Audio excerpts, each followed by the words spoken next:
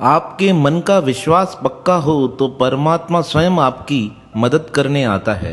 एक ऐसी ही घटना है। एक भक्त ने अपने जीवन का पावन प्रसंग लिखते हुए कहा है कि मैं अपनी धर्मपत्नी के साथ वैष्णो देवी माँ भगवती के दर्शन करने गया। मेरी धर्मपत्नी को अस्थमा की बीमारी थी। अब अस्थमा की बीमारी वाला व्यक्ति अत्यधिक तो नहीं चल सकता है। मैंने अपनी धर्मपत्नी से कहा, माँ जगदम्बा के पास चलना है, 12 किलोमीटर की चढ़ाई है। तुम यहाँ तो पिट्ठू पर बैठ जाओ या तो घोड़े पर चढ़ जाओ। लेकिन मेरी धर्मपत्नी कहने लगी, नहीं, मुझे पैदल ही चलना है। अब मैंने बहुत समझाया पर वह मानने को तैयार नहीं हुई। मैंने कहा, तुम्हारा स्वास्थ्य बिगड़ जाएगा, अस्थमा की तकलीफ है, पहाड़ी रास्ते हैं, थोड़ी ठंड भी लग गई तो स्वास्थ्य बिगड़ सकता है। वह कहने लगी, मैं अपनी माँ के पास आई हूँ, अपनी बेटी का ध्यान माता स्वयं करेगी। इस प्रकार कहकर मैं और मेरी धर्मपत्नी यात्रा के लिए आगे बढ़ गए। हम मंदिर से 2 किलोमीटर दूर थे, तभी हमें वहाँ पर कुछ बच्चों का एक ग्रुप मिला। उनसे पूछा गया तो वह कहने लगे, हम दिल्ली के पश्चिम विहार से आए हैं, हम जा रहे हैं माता के दर्शन करने। उस ग्रुप में एक कन्या भी थी, उसकी उम्र 17-18 साल रही होगी। वह लड़की मेरी धर्मपत्नी को देखकर कहने लगी, माता जी आप क्यों चिंता करती हैं, सिर्फ 2 किलोमीटर बचा है। आप एक काम कीजिए, मेरे कंधे पर अपना हाथ रख दीजिए और इस प्रकार धीरे धीरे चलते चलिए। मेरी धर्मपत्नी ने कहा, नहीं, मुझे किसी के कंधे पर हाथ नहीं रखना है, मैं माँ के पास आई हूँ और अपने आप पहुँच जाऊँगी। तब उस लड़की ने जिद करते हुए कहा, आप ऐसा सोचिए, मैं आपकी बेटी हूँ और आपकी सहायता कर रही हूँ, अब तो आप चल सकती हो।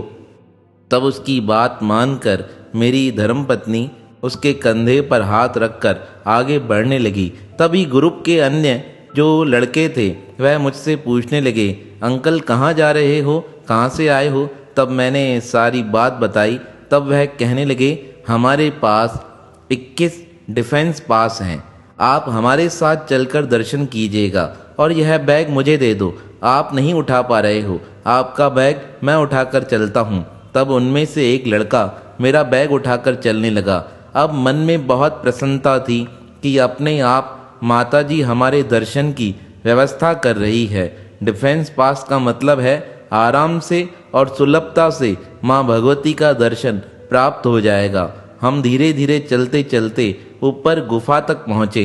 अब वहाँ पर नियम है कि मंदिर में जाने से पहले स्नान करना पड़ता है, तो वहाँ पर स्नान के लिए बहुत सी व्यवस्थाएं की गई है। हम वहाँ जाकर स्नान करने लगे। मेरी धर्मपत्नी स्नान करके आई, मैं भी स्नान करके आया। अब उन बच्चों का इंतजार कर रहे थे जिनके साथ हमें दर्शन करने जाना था। तभी अचानक से उस समय एक दिव्य चमत्कार हुआ। मैं वहाँ बैठकर माता का दर्शन के लिए इंतजार कर रहा था। तभी एक व्यक्ति मेरे पास आकर कहने लगा, भैया कहाँ से आए हो। मैंने उन्हें सारी बात बताई। वह कहने लगे, मेरे पास 2 वीआईपी पास हैं, आप उन्हें ले लो और जाकर दर्शन करके आओ। मैं सोच में पड़ गया, यह वीआईपी पास मुझे क्यों देना चाहता है। तब उसने पुनः कहा, अरे ऐसे समझो, माता जी ने ही तुम्हारे लिए भेजे हैं, यह 2 वीआईपी पास हैं, इन्हें अपने पास रखो, दर्शन करके आओ।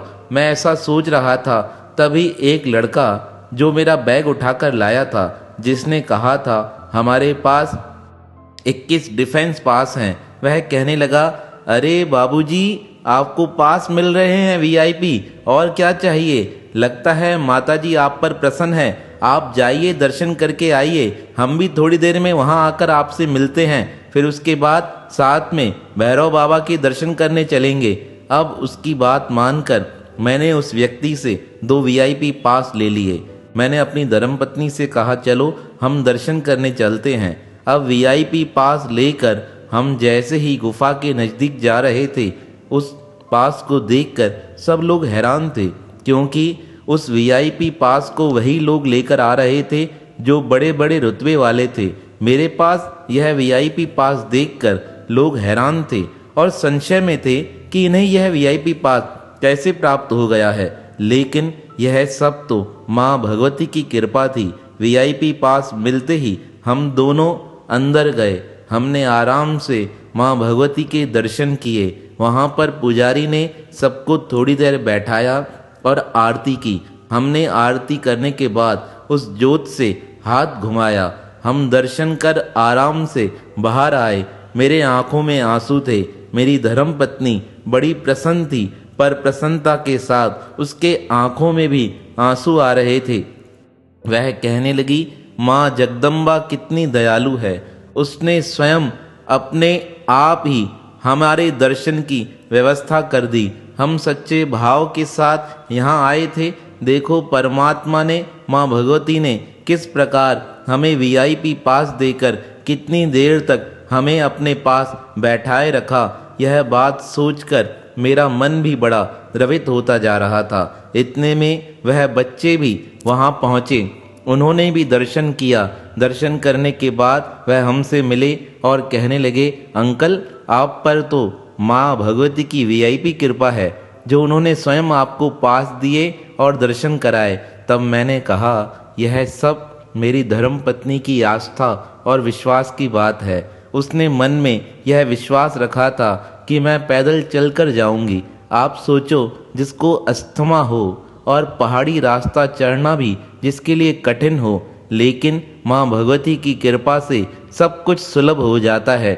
मैंने अपनी धर्मपत्नी को धन्यवाद देते हुए कहा, सब तुम्हारे कारण ही यह सुलभ हो पाया है। हम जब वहाँ से दर्शन कर वापस लौट रहे थे, हमारी ट्रेन की टिकट कंफर्म नहीं हो पा रही थी। मेरी धर्मपत्नी ने कहा, अब मेरे लिए चलना बहुत कठिन हो रहा है। तब मैंने कहा, विश्वास रखो, माँ भगवती ने अभी तक कृपा की है, आगे भी वही कृपा करेंगी। ऐसा कहकर हम ट्रेन में चढ़ गए। जैसे ही हम ट्रेन में चढ़े, हमें टीसी ने देखा। हमने टीसी से कहा, हमारी ट्रेन वेटिंग है, अगर कुछ हो सकता है तो मेरी धर्मपत्नी को सीट दे दो। यह बहुत बीमार है और इससे चला नहीं जा रहा है। टीसी बड़ा दयालु था। उसने कहा, तुम माता के दर्शन करके आए हो, एक सीट है, मैं तुम्हें दे सकता हूँ, तुम जाकर वहाँ बैठ जाओ। अब टीसी ने मुझे वह सीट दे दी। मैं वहाँ जाकर बैठ गया। थोड़ी देर बाद पुनः वह टीसी आया और कहने लगा, एक सीट और है, अगर चाहो तो मैं तुम्हें दे सकता हूँ। तब मैंने टीसी को थोड़े पैसे दिए और टीसी ने वह पैसे लेने से इनकार कर दिया। कहा, पैसे की आवश्यकता नहीं, मुझे तुम बड़े सज्जन लगते हो, वह सीट खाली है, तुम जाकर वहाँ सो जाओ, रात्रि का समय है, रात्रि को विश्राम करोगे तो थकावट दूर हो जाएगी। इस प्रकार वह टीसी मुझे वह सीट देकर, पता नहीं उसके बाद तो मुझे मिला नहीं। और प्रातःकाल जब मैं उठकर अपनी धर्मपत्नी के पास आया, कहने लगा, रात्रि को देखो, हमारे पास ट्रेन की टिकट में सीट भी नहीं थी, पर माँ भगवती ने कृपा कर देखो अपने आप सीट की व्यवस्था भी कर दी। तो देखिए, जब आप परमात्मा की तरफ आगे बढ़ने लगते हैं तो आपके कष्टों की जिम्मेदारी माँ भगवती स्वयं अपने ऊपर ले लेती है। देखो किस प्रकार भक्त माँ की ओर गए और माता ने उनके आने जाने की व्यवस्था भी स्वयं कर दी। तो ऐसी भक्त वत्सला माँ जगत जननी के पावन श्री चरणों में हमारा बारंबार प्रणाम है, प्रणाम है, प्रणाम है। एक बस यात्रियों को लेकर बद्रीनाथ की ओर जा रही थी। सब यात्री बड़े प्रसन्न थे। बस में 30-35 यात्री बैठे हुए थे। उन यात्रियों के मध्य एक महात्मा जी बैठे थे। बड़े सिद्ध महापुरुष थे। उनका नाम था स्वामी धीरेंद्र जी।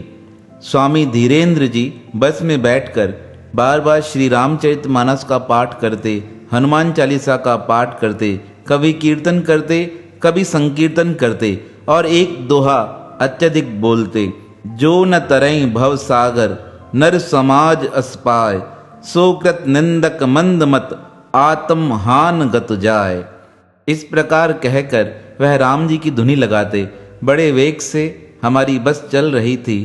तभी अचानक से श्रीनगर गढ़वाल के 17 किलोमीटर बाद एक कलियासौर गांव आया।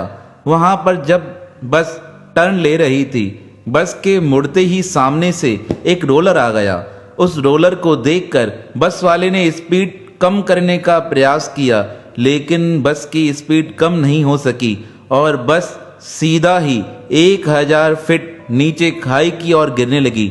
वह इतने तेज वेग से नीचे की ओर आ रही थी कि कुछ यात्री तो बस के अंदर ही समाप्त हो गए। उनके विषय में तो कुछ नहीं कहा जा सकता, लेकिन कुछ यात्री घायल हुए। जब बस इस प्रकार नीचे गिर रही थी तो बस के कुछ कांच टूट गए। उस कांच से संत धीरेंद्र जी बाहर गिर गए और एक 7 वर्ष की बालिका भी बाहर गिर गई।